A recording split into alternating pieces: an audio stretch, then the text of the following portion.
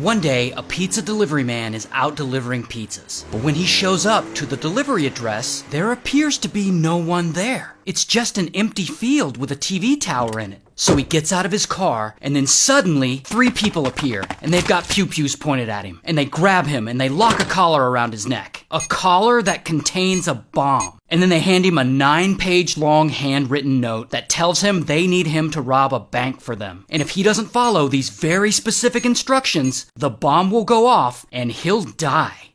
So the pizza man, his name's Brian. And poor Brian, he doesn't know what to do. And they suddenly hand him a shotgun that's modified to look like a walking cane. This is an actual picture of the walking cane shotgun. I guess to help him protect himself while he robs this bank for them. And then they're like, okay, Brian, the clock is ticking. We'll be watching. Minutes later, Brian pulls up to the bank, and with the collar bomb still on him, he walks inside, and he goes up to the counter, and he slips the bank teller a note that says to put $250,000 in a bag. Now the teller, I guess she can't get $250,000, so she puts around $8,700 into a bag. And she gives it to Brian, and Brian leaves. And he gets in his car, and the instructions tell him to go to a nearby McDonald's. So he speeds to the McDonald's to get the next clue, which ends up being a note hidden under a rock there. So Brian gets the note, and then he drives away toward the next location to find whatever clue is after that. But that is when police finally catch up to him for the bank robbery. And then they get him out of his car, and then they handcuff him. And poor Brian's like, wait, but I'm a hostage! And then he tells them about the 3 people who put the bomb around his neck and made him do all this. So police, they see the bomb, and they immediately call the bomb squad. And Brian, he tries to tell them, like, you don't understand! I don't have time! I need to finish this scavenger hunt or this bomb will go off! And as the bomb ticks away,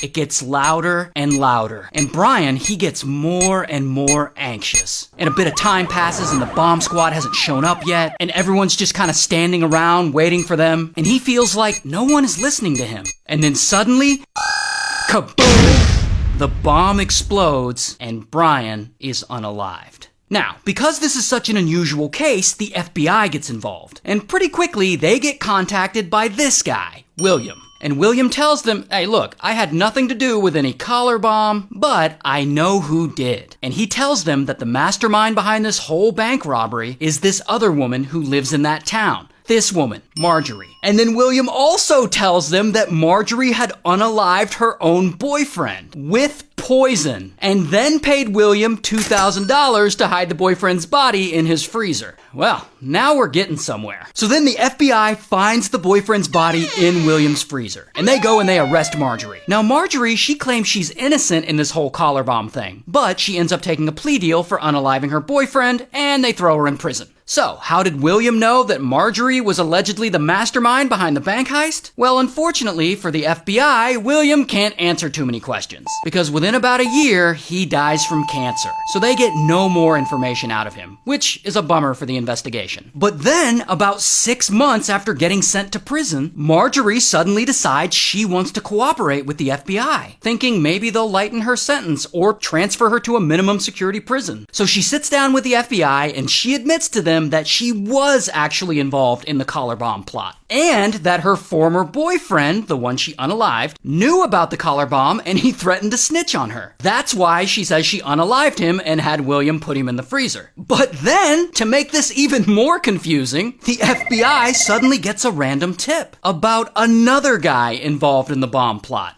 This guy, Barnes. Now Barnes, he's already in prison for an unrelated drug charge. So the FBI goes to the prison and they interview him. And he admits that yes, he actually was involved in the collar bomb plot, but he says that William, the guy who died of cancer, was actually the mastermind behind the whole thing, not Marjorie. He says William was really the one who sat down and constructed the whole collar bomb, and he built the shotgun cane thing himself. He was handy like that. So Barnes, he pleads guilty to his involvement in the plot, and he gets 45 years in prison. But then, a couple of years into his sentence, Barnes changes his story, and he tells the FBI that while William did build the collar bomb device, he wasn't actually the mastermind. Instead, it was Marjorie the whole time. She was the mastermind. He says Marjorie came up with this whole collar bomb plan to rob the bank for $250,000, and that she wanted that $250,000 so that she could use it to hire a hitman, and that she wanted a hitman so that she could have him unalive her biological biological father, and she wanted him unalived so that she could get her family inheritance. But